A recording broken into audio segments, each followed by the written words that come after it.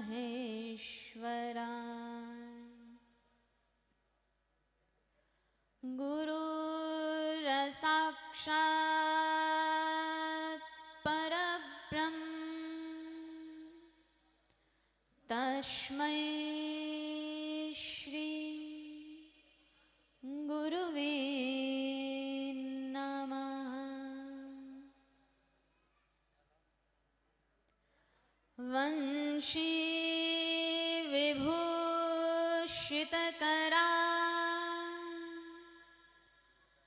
नवनीरदाभा।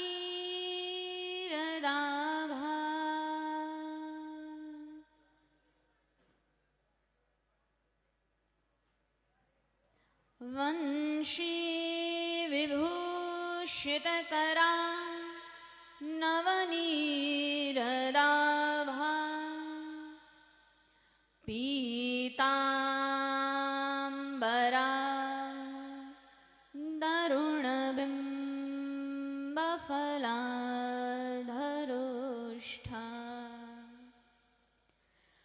पूर्णेन्दुसुन्दरमुखा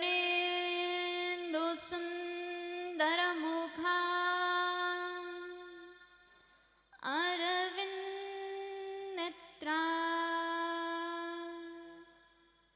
कृष्णात् परं किमपि त्वमहं न जाने। नत्वा सर्वेश्वरं देवं राधिकाराधनान्वितं हंस नारद निम्बार्कान् श्रीजी पदान् भुजयम्।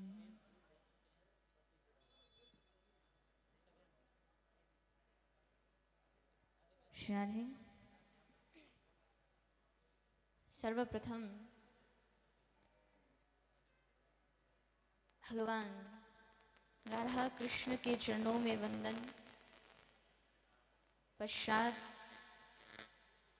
श्री सद्गुरुदेव के चरणों में वंदन, परम पूज्य परमाराध्य श्री श्री 1008 महामंडलेश्वर स्वामी कुशालगिरि जी महाराज के चरणों में प्रणाम। आप सबके हृदय में विराजमान भगवान राधा सर्वेश्वर के चरणों में वंदन। इस मंच पर विराजमान माँ सरस्वती के लाल, माँ सरस्वती के सुपुत्रों का अभिनंदन। आप सभी को राधे राधे। क्या बोलना पड़ेगा? ऐसे नहीं, दोनों हाथ उठाकर प्रेम नहीं करते? इतना मीठा नाम है, दोनों हाथ उठाकर एक बार प्रेम से बोलेंगे। लगना चाहिए राधा रानी की गौ माता की शरण में बैठे हैं।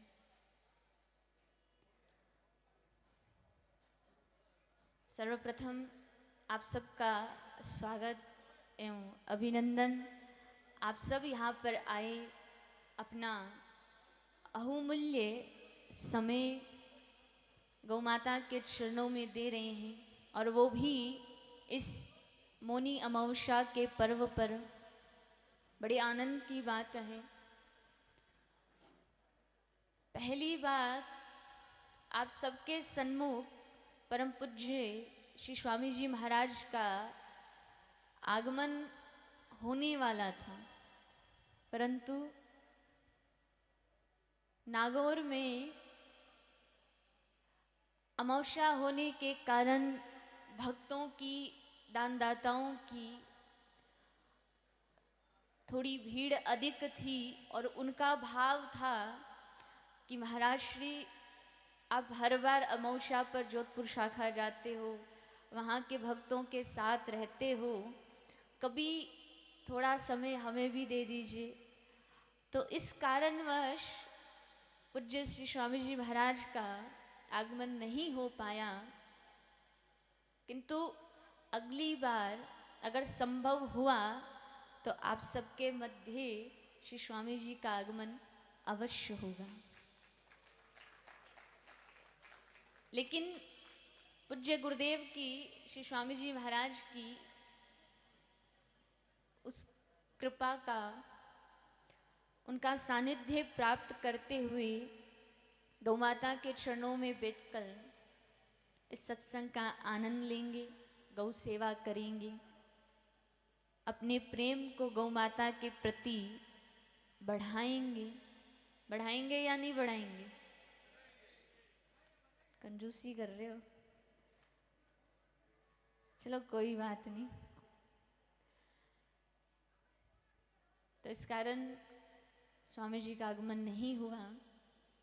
और बहुत अच्छी बात है कि आप सब, इतना समय बीत गया, इस कोरोना काल के बीत जाने के पश्चात आपने गौ माता के चरणों में सत्संग में समय देना आरंभ किया है, सबसे बड़े आनंद की बात है।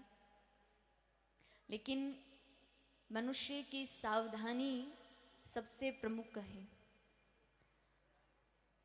ये समय कठिनाई का बीत अवश्य गया है, पर हमें सावधानी अवश्य रखनी है, अपने परिवार का देखभाल करना है, और जिन जिन को हमारी आवश्यकता है उन सबको, हम सबको उनका ध्यान रखना है, उनकी देखभाल करनी है। और आप तो बड़े गौ भक्त हैं, गौ माता की सेवा करने वाले। तो मुझसे किसी ने प्रश्न किया था कि गौ माता की हम सेवा करते अवश्य हैं, किंतु अगर भूलवश हमसे कोई ऐसा अपराध हो जाए जिससे गौ माता के प्राण संकट में आ जाए, तो हम क्या करें?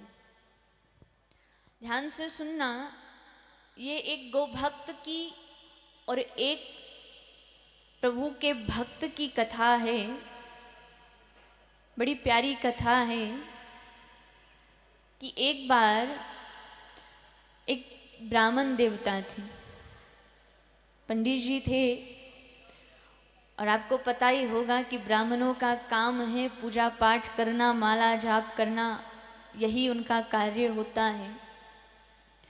तो एक बार पंडित जी महाराज विराजमान थे और अपनी माला जाप में इतने व्यस्त थे कि ना किसी का ध्यान था ना कुछ और, बस आनंद से अपनी माला को घुमाए जा रहे हैं, नाम लिए जा रहे हैं, माला फेर रहे हैं। अचानक पंडित जी की आंखें खुली, पंडित जी ने नेत्र खोलकर देखा तो एक नज़ारा था उनके सन्मुख कि उनके सामने से एक गौ माता दूसरी गली में जा रही थी।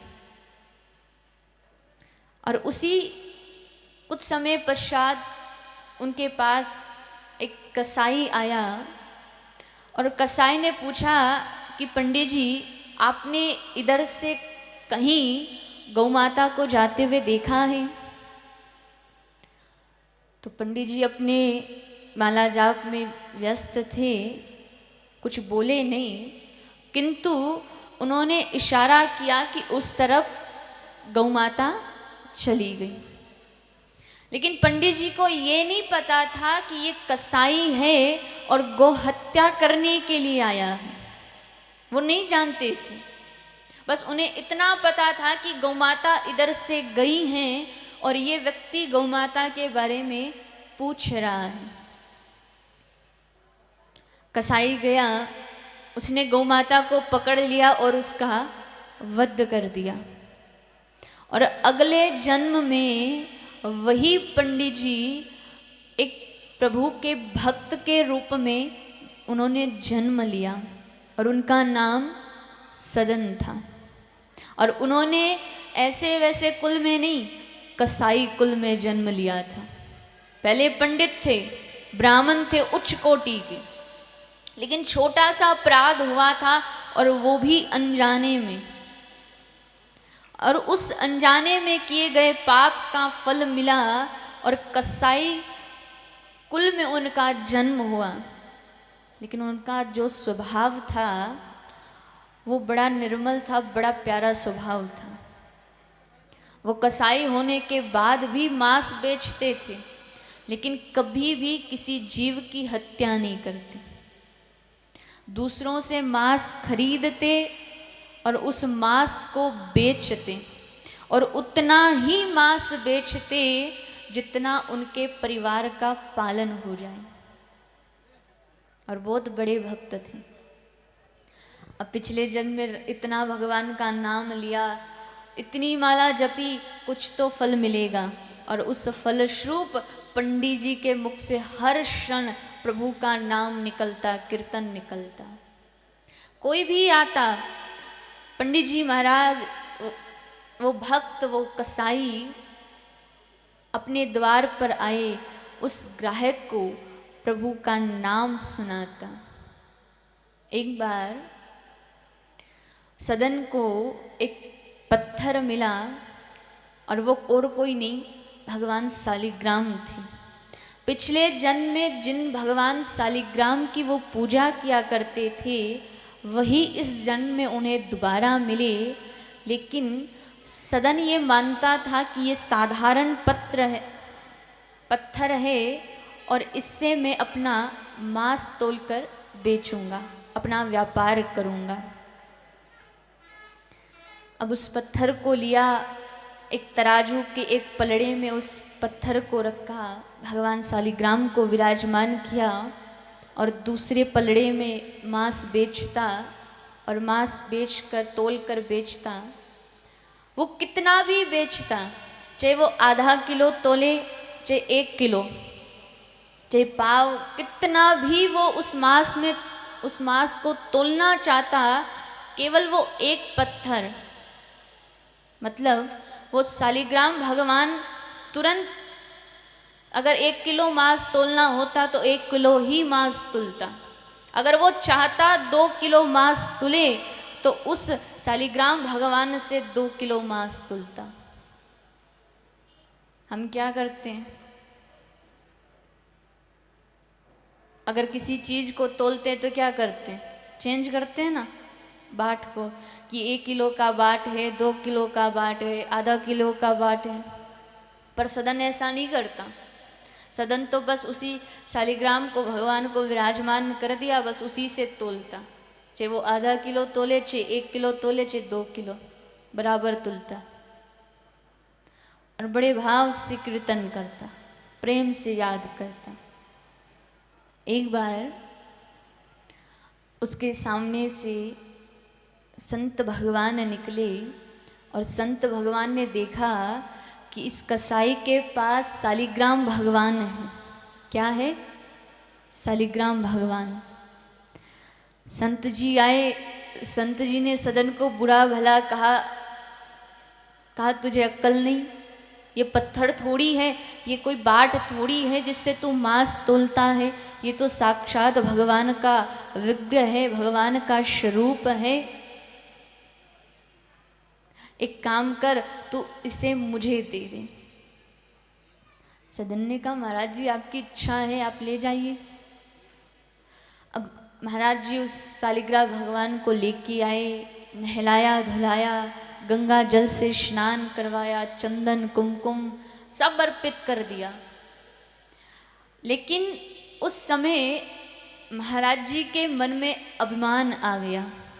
बोले जो शालिग्राम भगवान पापियों को पापों से मुक्त करने वाले हैं, आज मैंने उन शालिग्राम भगवान को गंगा के जल से पावन किया है। जो सारे संसार को तारते हैं, सारे संसार का कल्याण करते हैं, आज मैंने उन भगवान को पावन किया है। इतना अभिमान आ गया। महाराज जी सेवा करके रात्रि को विश्राम कर रहे थे। अब जब विश्राम कर रहे थे तो लगभग मध्य रात्रि को, आधी रात को सपने में भगवान शालिग्राम आए। बोले बाबा तुम जो पूजा पाठ कर रहे हो, जो ढोंग कर रहे हो, वो सब जानता हूँ, तुम मुझसे मत छुपाओ। तुम क्या सोचते हो दुनिया को उल्लू बना दोगे तो मुझे समझ नहीं आएगा। कहा बाबा तुम अपनी भक्ति करो, मैं तुम्हें मना नहीं करता, पर बाबा मैं जिसके पास पहले था मैं उसी की सेवा से प्रसन्न हूँ, मैं उसी की सेवा से खुश हूँ, मुझे तो बस उसी के पास छोड़ के आ जाऊं। कोई कहते हैं कि भगवान हम पर मेहरबान तो है पर भगवान हमारे पास नहीं है, और जब भगवान पास ना हो तो समझ लेना कि कुछ ना कुछ हमारी भक्ति में, कुछ ना कुछ हमारी श्रद्धा में कमी है, इसीलिए भगवान हमारे पास नहीं है। अगर आपकी भक्ति, आपका भाव सच्चा होगा, भगवान कहीं पर भी क्यों ना हो, वो आपके पास अवश्य आएंगे। एक बार उन्हें अपना मानकर तो देखो। सदन नहीं जानता था कि वो भगवान है, जबकि हम जानते हैं कि इस संसार का पालन करने वाले भगवान है, शालिग्राम भगवान है, हम सब जानते हैं। हम उच्च कुल में हमारा जन्म हुआ है, वो तो फिर भी कसाई था, लेकिन फिर भी उसकी भक्ति से, उसके भजन से भगवान प्रसन्न थे, बड़े खुश थे। तो महात्मा जी ने क्या किया, शालिग्राम भगवान को लिया और सदन के पास जाकर कहा कि अरे सदन, तू चाहे इस बाट से मांस तोल, चाहे इसकी पूजा कर, चाहे गंगा का जल चढ़ा, चाहे कुमकुम चढ़ा, चाहे मांस चढ़ा, कुछ भी चढ़ा, तेरी भक्ति से तो भगवान खुश है। और ये और कोई नहीं, ये भगवान है, ये ठाकुर जी हैं। सदन ने सुना, अरे इतना बड़ा अपराध मुझसे हो गया कि मैंने भगवान के द्वारा मांस तोला है। पाप का पता चलता है तो मन में दुख होता है ना, बड़ी ग्लानि होती है कि अरे हमसे इतना बड़ा पाप हो गया। सदन को जब पता चला, सदन ने तुरंत शालिग्राम भगवान को लिया साथ में और जगन्नाथ की यात्रा की। भगवान जगन्नाथ के अनन्य भक्त थे सदन, और उनके दर्शन के लिए जो भक्तों की टोली जा रही थी, उन भक्तों की टोली में शामिल हो गया। भक्तों ने पूछा कि तुम्हारी जात क्या है, तुम कौन हो? तो सदन ने कहा कि सदन तो भोला भाला था, सब बता डाला। बोले मैं तो कसाई हूँ और ये काम करता था। जब सबने सुना तो कहा कि तुम हमसे दूर हो जाओ। कोई कसाई के पास बैठना चाहेगा? कोई नहीं बैठना चाहेगा। और उन भक्तों ने भी मना कर दिया, बोले हम तुम्हारे साथ भोजन नहीं करेंगे। सदन ने जिस खाने को हाथ लगाया था, उस खाने को भी उन सब ने छोड़ दिया। बोले तुम तो इतने बड़े कसाई हो, और कसाई के साथ हम थोड़ी रह सकते हैं। मन में बड़ा दुख हुआ। बोले कोई बात नहीं। आगे की यात्रा अकेले की। एक गांव में आया। एक गांव में जब आया तो कुएं पर जल पीने आया, और जब जल पीने आया तो वहाँ पर एक सुंदर स्त्री थी। उसने जब सदन के रूप को देखा, सदन के सौंदर्य को, उसके स्वरूप को, उसकी उस श्रृंगार को देखकर इतनी मोहित हुई, प्रार्थना की कि आपको प्यास लगी है, भोजन लगी है, तो आप मेरे घर चलिए, मैं आपको भोजन कराती हूँ। सदन ने सुना कि चलो कोई बात नहीं, भूख तो लगी है, एक रात्रि की बात है, भोजन कर लेता हूँ, फिर आगे की यात्रा कर लूँगा। सदन आया, उस स्त्री ने जल पानी की व्यवस्था की, भोजन की व्यवस्था की। पति को सुलाकर जब सदन के पास आई तो सदन ने जान लिया कि ये किस भाव से आई है और क्यों आई है। सदन ने कहा, देवी आप मेरी माता समान हैं और मैं एक भक्त हूँ और भगवान के दर्शन के लिए जा रहा हूँ। आपको ये आचरण शोभा नहीं देता।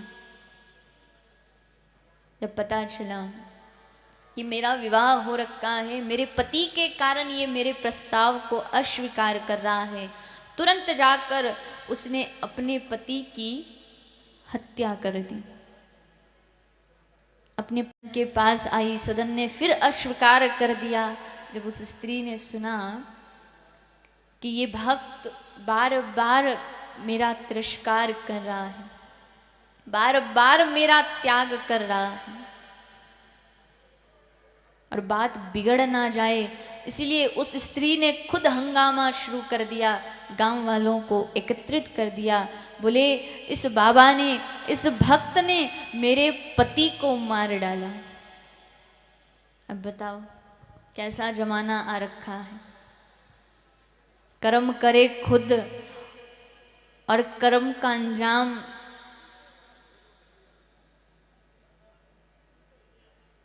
पर कहते हैं कि जिसने कर्म किया है उसे फल मिलता अवश्य है।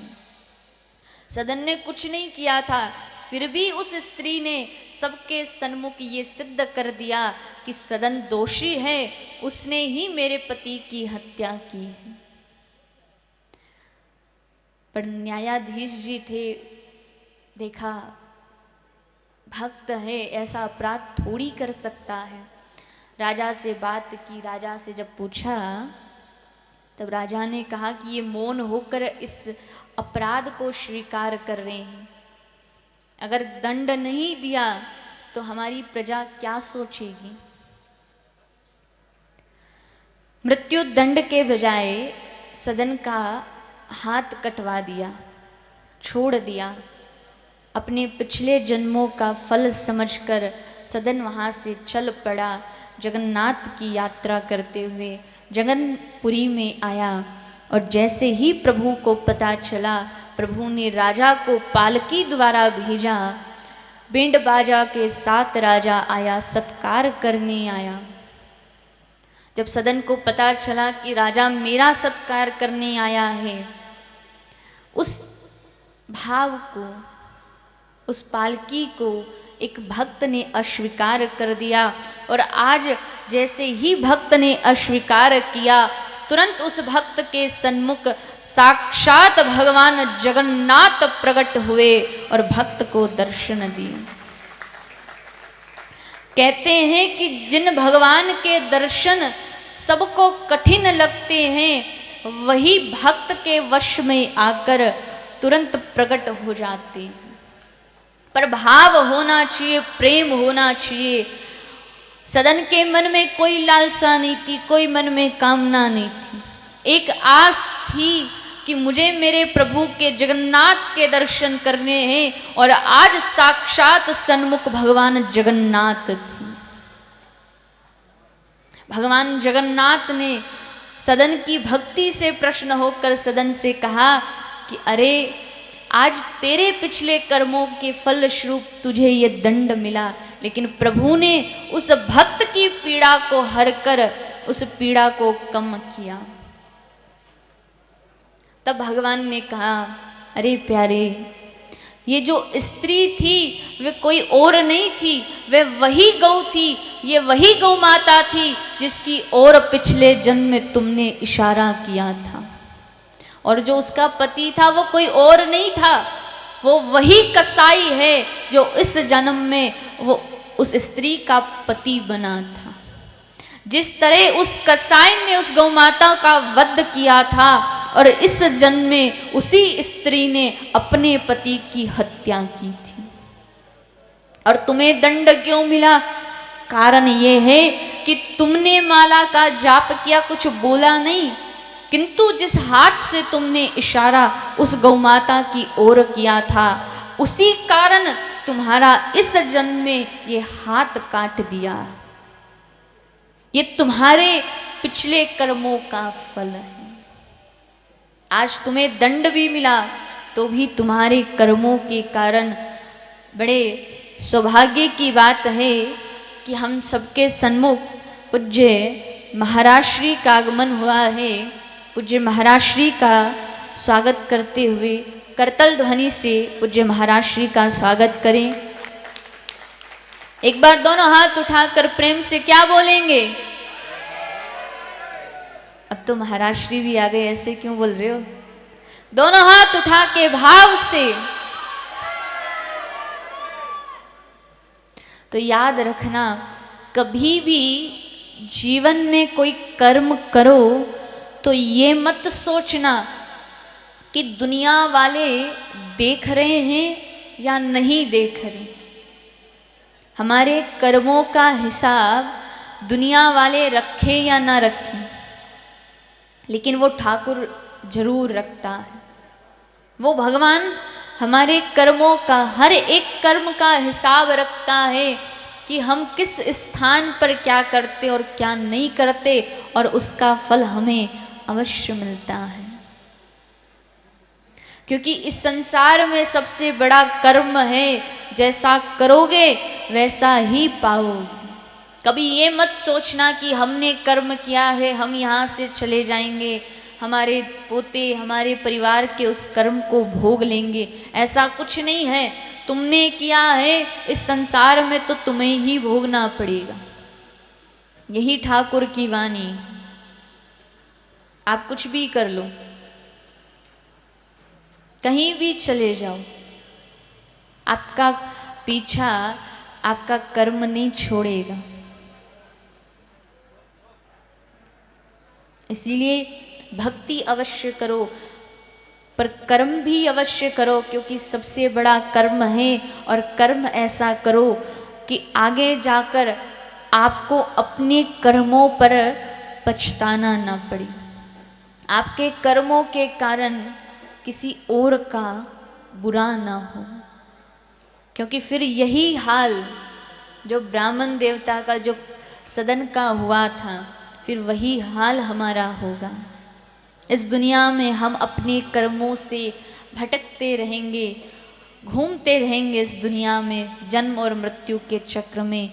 अगर इससे छूटना है तो अच्छे कर्म करके भक्ति को अपना लो, क्योंकि सबसे बड़ा मार्ग जो है वो भक्ति है, वो प्रेम है।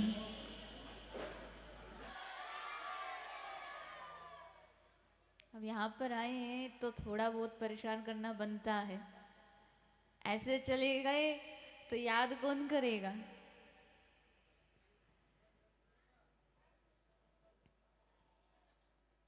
अभी कुछ क्षण पूर्व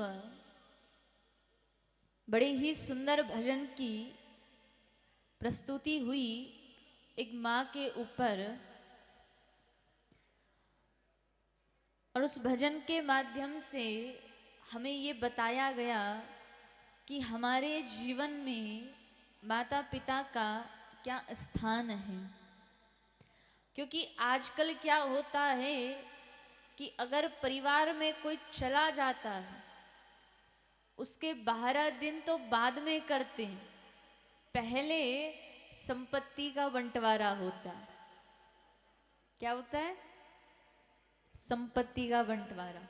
बोले 12 दिन तो बाद में करेंगे, पहले संपत्ति का बंटवारा होगा। बोले ये दुकान तू लेगा, ये दुकान मैं लूंगा, ये मकान तेरा, ये मेरा। एक बार एक बूढ़े बुजुर्ग थे जिनके 2 बेटे थे।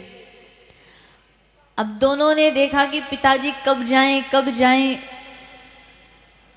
और जब भगवान को जाएंगे तो सारी संपत्ति हमारे हाथ आएगी। अब कुछ समय बीता, बच्चों से इंतजार नहीं हुआ।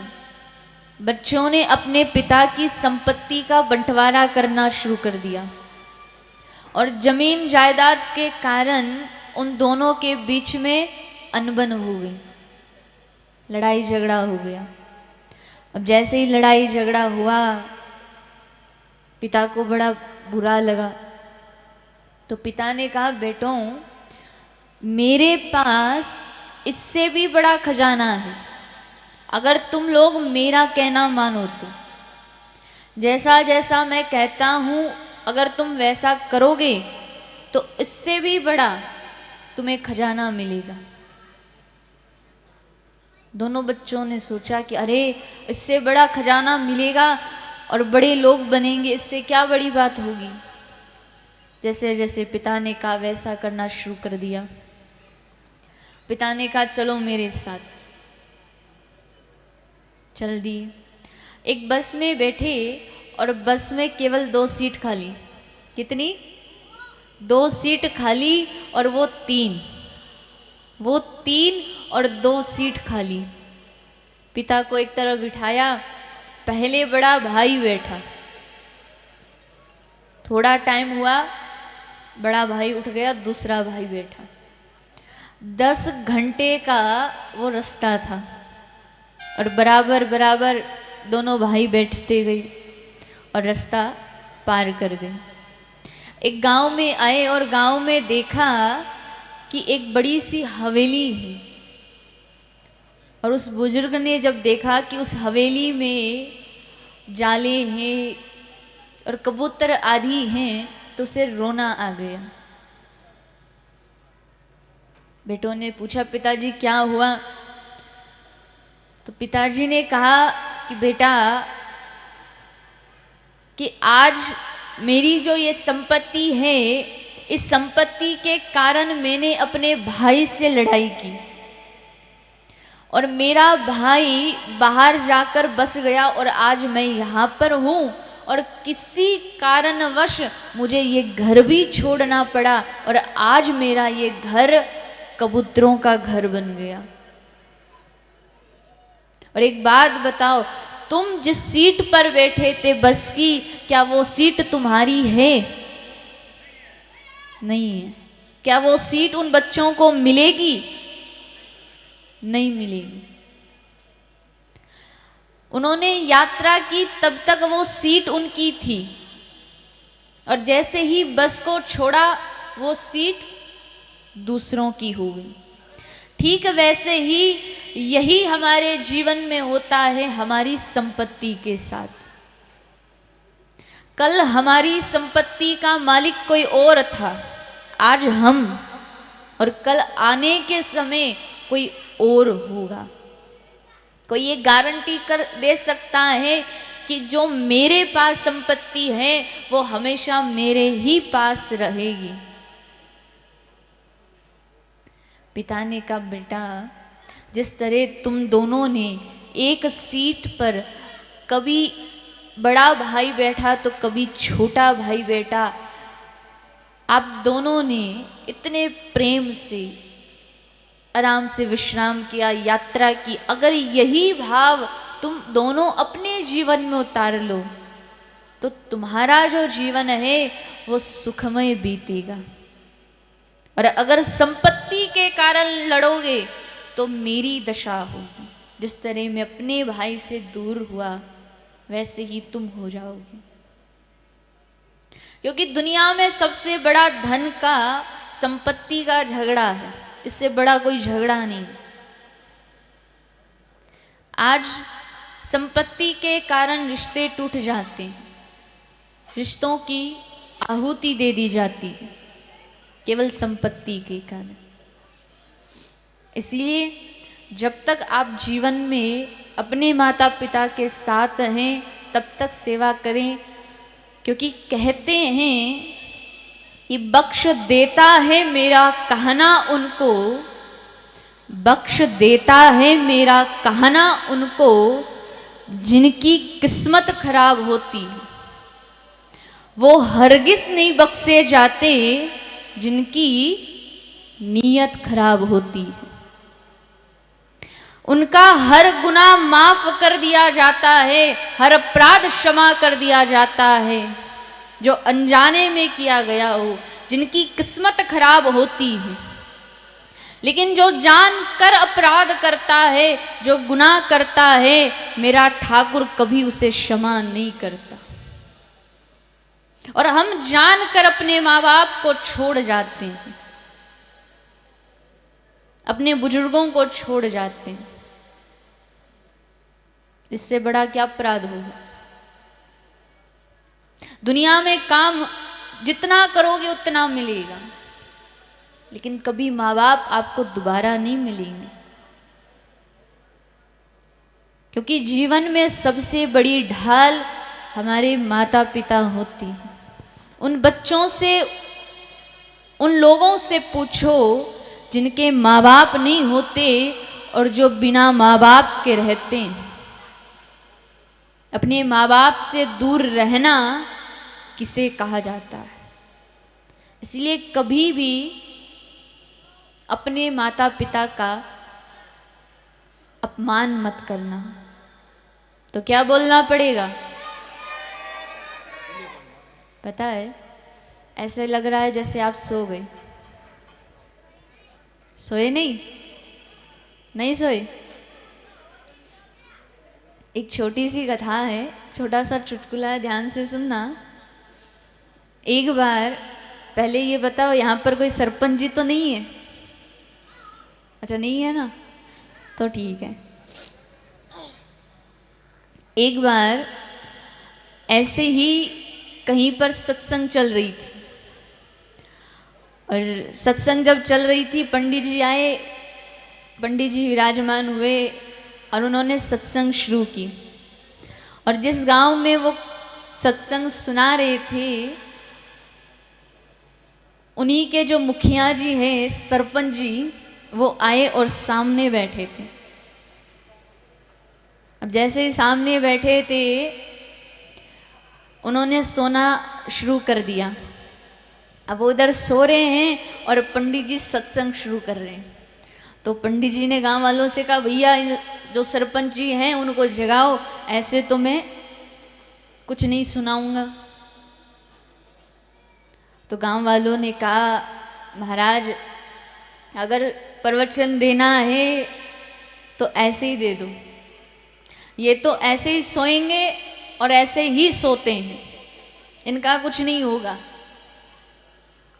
पंडित जी को बड़ा गुस्सा आया, कैसे कैसे काम चलेगा। अब सरपंच जी के साथ उनका छोटा पोता भी आता था। अब जैसे ही पोता आता था, 2-3 दिन का सत्संग चल रहा था। जब 2-3 दिन का सत्संग चल रहा था, एक दिन पूरा हुआ, पंडित जी गए, सरपंच जी गए, और जब सरपंच जी जाने लगे तो पंडित जी ने उनके पोते को बुलाया कि इधर आ। अब पोता आया, पोते से पूछा, बेटा तुझे टॉफी अच्छी लगती है? बेटे ने कहा, पंडित जी महाराज पहले ये बताओ काम क्या है, क्योंकि आजकल बच्चों को भी रिश्वत दी जाती है तो उनसे भी काम निकलवाया जाता है। बिना काम के कोई रिश्वत नहीं देता। अगर छोटी सी चॉकलेट भी दी जाएगी तो उसके बदले कितना बड़ा काम करवाती। पोते ने कहा, पंडित जी महाराज पहले बताओ काम क्या है। बोले कि तुम्हारे ये जो दादा हैं, क्या ये घर पे नहीं सोते? पोते ने बोला कि महाराज क्या बताऊं, मेरे जो दादा हैं वो घर पे इतनी बुरी हालत होती है उनकी कि मुझसे भी छोटे मेरे 2-3 भाई बहन और हैं। अब मेरी माँ रात को तो सो जाती हैं और मेरे भाई बहन को मेरे दादा के पास छोड़ जाती हैं। खुद तो आराम से सो जाती है और मेरे दादा की नींद हराम हो जाती है। अब आप भी जानते हो, छोटे छोटे बच्चे, उनको रात भर रखना पड़ता, नींद खराब हो जाती है। कोई 1 साल का, कोई 2-3 साल का। बोले महाराज इसीलिए कथा में, इसीलिए सत्संग में आकर सो जाते हैं, कहीं भी जाते हैं बस सो जाते हैं। बोले अच्छा। अगले दिन पंडित जी महाराज आए, सत्संग शुरू की, और जैसे ही सत्संग शुरू की सरपंच जी आए, सरपंच जी ने सोना शुरू कर दिया। और जैसे ही सरपंच जी ने सोना शुरू किया, पंडित जी ने जो बगल में पोता बैठा था उस पोते की ओर इशारा किया कि बेटा अपने दादा को कोनी मार के जगा दे। अब पोता कोनी मार के जगा रहा है, बार बार कोनी मार के जगा रहा। जैसे ही सो रहे सरपंच जी, इधर पंडित जी इशारा कर रहे, और पंडित जी इशारा करते ही पोता कोनी मार रहा है। अब दूसरे दिन की कथा और जो सत्संग था वो बड़े आराम से हो गया। जैसे ही तीसरे दिन हुआ, पंडित जी महाराज आए, सरपंच जी आए। पंडित जी बड़े खुश थे, बोले आज भी दिन अच्छा जाएगा। सरपंच जी ने सोना शुरू किया, पोते की ओर इशारा किया, और जैसे इशारा किया पोते ने तुरंत नजर छुपा ली। जैसे ही पंडित जी उस पोते की ओर देख रहे हैं और पोता नजर छुपा रहा है। जब सत्संग विश्राम हुआ, पंडित जी को गुस्सा आया तो तुरंत पोते को बुलाया कि इधर आ। बोले बेटा तुझे 10 रुपए भी दिए और कहा था ना कि दादा को जगा के रखना, फिर क्यों नहीं जगाया? पोते ने कहा पंडित जी महाराज पहले बात तो सुन लो। बोले क्या? बोले महाराज आपने 10 रुपए दिए मेरे दादा को जगाने के लिए, मेरे दादा ने पूरे 50 रुपए दिए कि कल जगा मत देना। अब बताओ किसकी मानूं? और सच्ची बात बताऊं, ऐसे ही एक बार मैंने ये कथा जब कथा में सुनाई तो सच में मेरे सामने सरपंच जी बैठे थे। उस दिन वो पहली बार मेरी कथा में आए और मेरी कथा में और आगे भी बैठे थे। उनका पूरा परिवार इधर बैठा था और आगे ही आगे सरपंच जी बैठे थे। और जब कथा विश्राम हुई तब मुझे पता चला कि सरपंच जी सामने बैठे थे। तब तक मुझे नहीं पता था कि सरपंच जी हैं। अच्छा हुआ कि उस टाइम सरपंच जी ने बुरा नहीं माना। इसलिए कहते हैं कि कभी भी कहीं भी, चाहे सत्संग हो चाहे कथा हो, कभी सोना नहीं चाहिए। कभी भगवान के नाम में आलस्य को नहीं आना देना चाहिए। क्यों? बोले जब आलस, निद्रा और ध्यान भंग होता है भगवान के नाम में, कथा में, प्रवचन में, कहीं पर भी, तो समझ लेना वो हमारे पिछले जन्मों का कुछ ना कुछ पाप है। अब सोच समझ के बैठना। बगल में बड़े होशियार आदमी बैठते हैं, वो समझ जाएंगे कि पिछले जन्म में पाप किए, तो क्या बोलना पड़ेगा? ऐसे अरे वो तो कृपामयी है, ब्रज की रखवाली है, और ऐसे बोलोगे दोनों हाथ उठा के भाव से।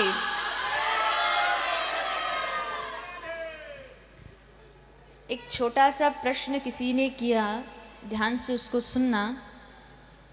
कभी कोई आपसे पूछ ले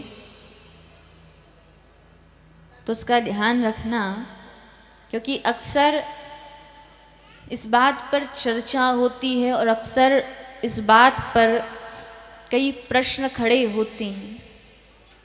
हमारी कथा में अक्सर पूछा जाता है, और कुछ समय पहले हमसे पूछा था कि राधा जो है वो कौन है? श्री राधा रानी वो कौन है जिन्हें कृपामयी और ब्रज की रखवाली कहा जाता है? क्या श्री राधा रानी ने असुरों का संहार किया था? क्या राधा रानी ने कोई युद्ध किया था जो उन्हें रखवाली कहा जाता है? ऐसा क्या किया जो उन्हें ब्रज की आत्मा कहते हैं? और क्या है वो कृष्ण की? कौन है? तो ध्यान से सुनना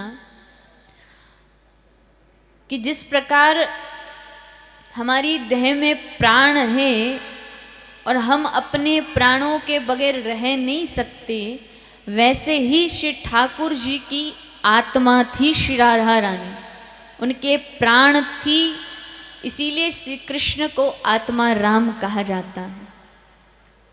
ना तो राधा रानी ने कोई युद्ध किया था, ना असुरों का संहार किया था।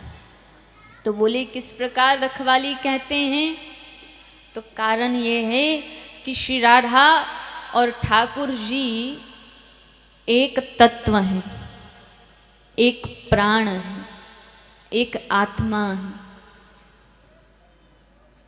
एक ही प्राण है, एक ही आत्मा है, लेकिन लीला के लिए दो देह को उन्होंने धरा था। एक बात बताओ, दशरथ जी के प्राण क्यों गए? दशरथ जी के प्राण क्यों गए? क्यों? क्योंकि उनके पुत्र से उनका वियोग हुआ था। दशरथ जी जब मरणासन थे, दशरथ जी को जब छोड़कर प्रभु श्री राम वनवास गए थे, तब दशरथ जी ने अपने मंत्री से कहा था कि तुम राम को वन दिखा के आ जाओ। अगर राम नहीं आए तो अपने साथ सीता को ले आना। ऐसा क्यों बोला? ऐसा इसीलिए बोला था कि दशरथ जी ने कहा कि अगर राम वापस ना आए तो सीता को ले आना। बोले सीता जो है वो राम के प्राण हैं, वो एक तत्व हैं। अगर सीता मेरे पास होगी तो मेरे प्राण नहीं छूटेंगे, अगर सीता नहीं आई तो मेरा देह छूट जाएगा। मेरा कर्म का ये फल है जो मुझे श्राप लगा है कि मैं अपने पुत्र के वियोग में प्राण त्याग दूंगा, और अगर सीता मेरे साथ हुई तो मेरे प्राण नहीं छूटेंगे। लेकिन माँ सीता नहीं आई, माँ सीता राम के साथ थी। चले गए अपने पिता की आज्ञा का पालन करते हुए वनवास, और दशरथ जी ने प्राण त्याग दिए। जब प्राण त्याग दिए, यही हाल ब्रजवासियों का हुआ था। जब ठाकुर जी ब्रज को छोड़कर जा रहे थे तो वहीं पर श्री राधा रानी ने कह दिया, करे प्यारे, अरे ठाकुर इस बार तुम्हारे साथ नहीं चल सकूंगी। पूछा क्यों? बोले पिछली बार साथ चली, दशरथ जी के प्राण छूट गए, अगर इस बार साथ चली तो पूरा ब्रज, पूरा वृंदावन उजड़ जाए, हर ब्रजवासी के प्राण छूट जाएंगे और उनको छोड़कर मैं नहीं जा सकती। क्योंकि जब तक राधा रानी ब्रज में थी, हर एक ब्रजवासी को ये आस थी कि हमारा ठाकुर आएगा, हमारा कृष्ण आएगा, चाहे वो पशु पक्षी ही क्यों ना हो, चाहे ब्रज की रज का कण ही क्यों ना हो, चाहे वो वृक्ष पता लता आदि ही क्यों ना हो, नंद बाबा गोप गोपियां आदि सबको ये आस थी कि जब तक ब्रज में हमारी श्री राधा रानी है तब तक हमारे कृष्ण इस ब्रज में आएंगे और हमें कभी छोड़कर नहीं जाएंगे। और जब तक ये हैं तब तक हमारे प्राण सुरक्षित हैं, जब तक ये हैं तब तक हमारा ब्रज आनंद से भरा है। इसीलिए कभी कोई आपसे पूछ ले कि राधा रानी कौन है, क्या है, तो बस एक उत्तर दे देना कि श्री ठाकुर जी की आत्मा है और ब्रज के प्राण हैं, क्योंकि उनके बगैर ना तो ब्रज है और ना ही ये संसार है। अगर हमारी सांस भी है तो भी वो श्री राधा है। और पता है हमारे यहाँ किसी को बुलाते तो कैसे बुलाते हैं? कैसे बुलाते हैं? ये ब्रज में बुलाते हैं, हमारे यहाँ अगर वो बंदा दूर खड़ा होगा तो उसको आवाज देकर बुलाते हैं, लेकिन ब्रजवासियों का ये स्वभाव है कि अगर किसी को बुलाना होता है तो ब्रज में केवल राधे राधे कहकर बुलाया जाता है। एक मनुष्य को बुलाते हैं, अगर सड़क पर रास्ता मांगते हैं तो भी राधे राधे बोलते हैं। आप तो जगत के मालिक को बुला रहे हो, तो कैसे बुलाओगे? ऐसे नहीं, दोनों हाथ उठा के। अच्छा, भूख लगी है तो पानी पीना है? पानी नहीं पीना? दोनों हाथ उठा के प्रेम से बोलेंगे, बोलिए राधा रानी सरकार की। तो बस प्रेम भाव से श्री राधा नाम लेते हुए, कृष्ण की शरण में रहते हुए, हरि नाम गाते हुए, अपने इष्ट का ध्यान करते हुए कर्म करते जाइए।